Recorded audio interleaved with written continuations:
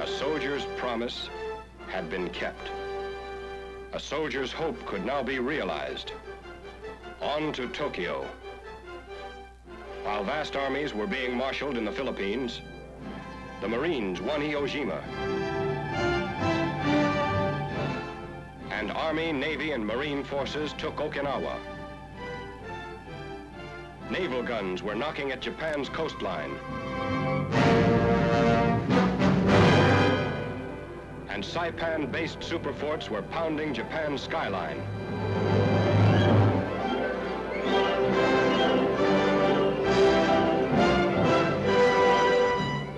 Atomic bombs on Hiroshima and Nagasaki.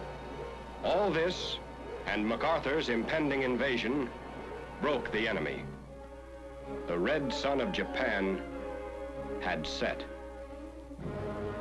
The might of a free people had come at last to triumph over the lords of war.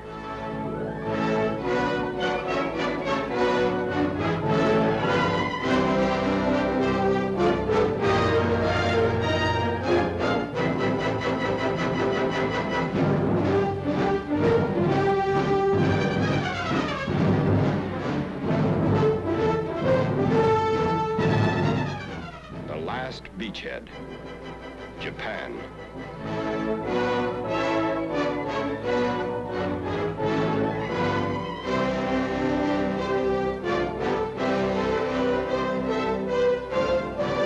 August 30th, 1945, Atsugi Airport. General of the Army, Douglas MacArthur, Commander-in-Chief of the United States Army Forces in the Pacific, designated Allied Supreme Commander to accept the surrender of the Japanese. He was met by Lieutenant General Eichelberger, commanding the 8th Army.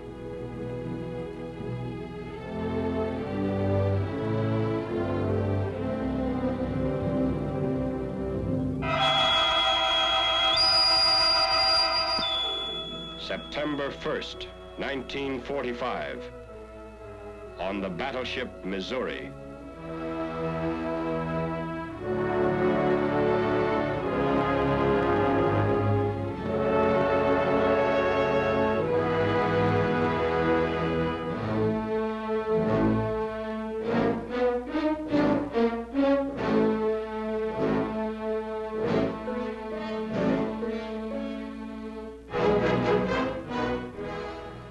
It is my earnest hope, and indeed the hope of all mankind, that from this solemn occasion, a better world shall emerge out of the blood and carnage of the past.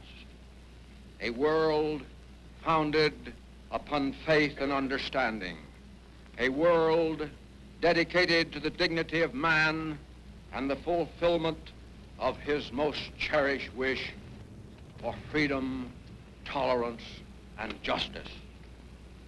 I now invite the representatives of the Emperor of Japan and the Japanese government and the Japanese Imperial General Headquarters to sign the instrument of surrender at the places indicated.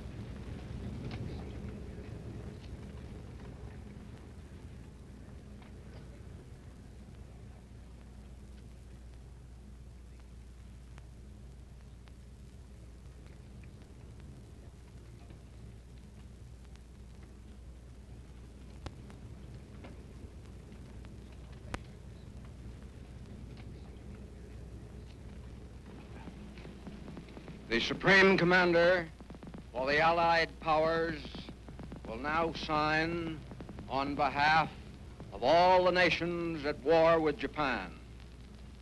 Will General Wainwright and General Percivall step forward and accompany me while I sign?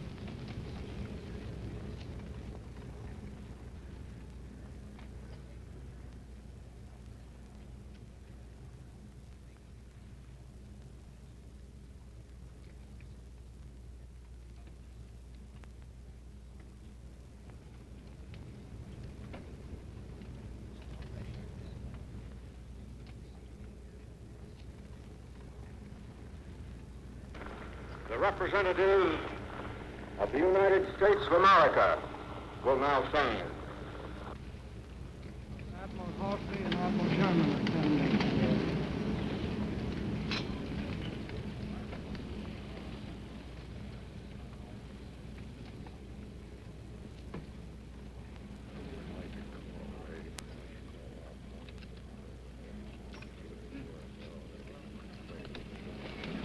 Let us pray that peace be now restored to the world and that God will preserve it always. These proceedings are closed.